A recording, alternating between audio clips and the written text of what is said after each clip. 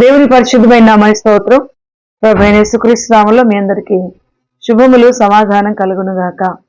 దేవుని యొక్క పరిశుద్ధ గ్రంథంలో నుండి 1 తిమోతి పత్రిక 1వ అధ్యాయం 15వ వచనంలో ఈ విధంగా వ్రాయబడి ఉంది.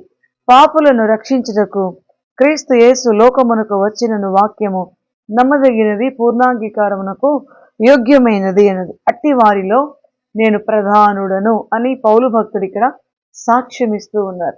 యేసుప్రభు వారు ఈ లోకానికి ఎందుకు వచ్చారు అని చెప్పడానికి చెప్తూ, అలాంటి పాపులను రక్షించే వాళ్ళు మొట్టమొదటి ప్రధాన పాపిని నేనే అని చెప్తూ ఆయన 12వ వచనంలో పూర్వము దూషకుడను హింసకుడను హానికరుడనైన నన్ను అన్నారు.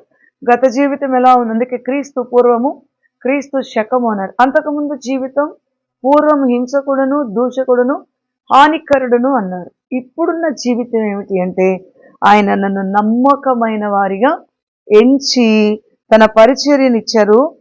నేను తెలియక చేశాను కాబట్టి కనికరించబడ్డాను అన్నారు.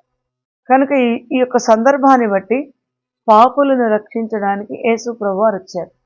తెలియక చేసిన వారిని క్షమించి కృప చూపిస్తారు.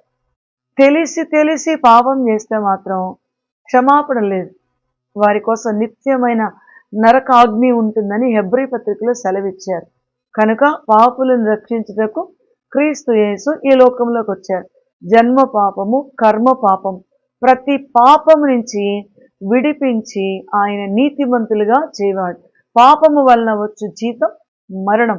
అయితే దేవుని కృపావరం నిత్య జీవమని సెలవిచ్చారు. కనుక పాపులను రక్షించడానికి ప్రభువారి లోకానికి వచ్చి వారి పాపములన్నిటినీ కూడా తీసివేసి ఆయన మరణిస్తారు. కాబట్టి ఆయన మరణం ద్వారా పాపములన్నిటినీ కూడా విడిపించి నీతిమంతులుగా చేయడానికి ఈ లోకానికి వచ్చారు. కనుక నశింప చేయడానికి రాలేదు ఆయన. దుష్ట శిక్షణ, శిష్ట రక్షణ అంటారు బయట. యేసయ్యేమో పాపులను రక్షించడానికి ఈ లోకానికి వచ్చారు.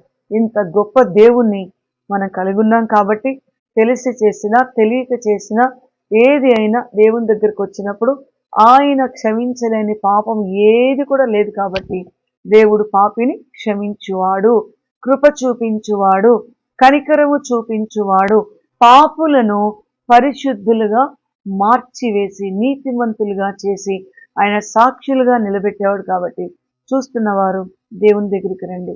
దేవుడు క్షమిస్తారు, కృప చూపిస్తారు. ఈ క్రిస్మస్ సందేశం ఏంటంటే రక్షించడానికి యేసు ప్రభువు వారి లోకానికి వచ్చారు. కనుక ఆ రక్షణతో దేవుడు నింపి కనికరించి క్షమించి ఆయన సాక్షులుగా నిలబెట్టును గాక. Amen. God bless you. Praise the lord.